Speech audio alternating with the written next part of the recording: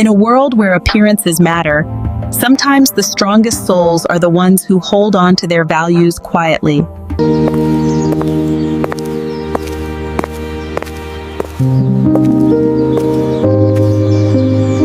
Aaliya, you wear a scarf everywhere.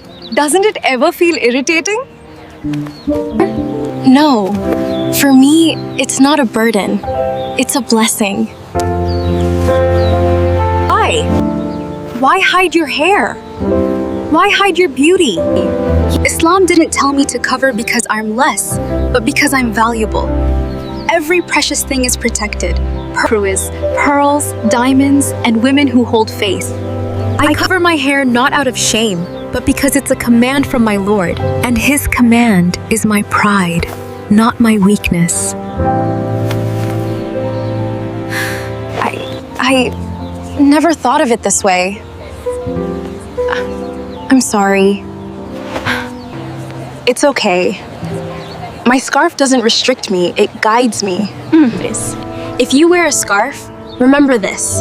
You're not weak, Hang, you're strong. Because changing the world is easy, but staying loyal to your creator in this world of span, that requires true strength. A scarf is not just a cloth. It is faith. It is identity. It is strength.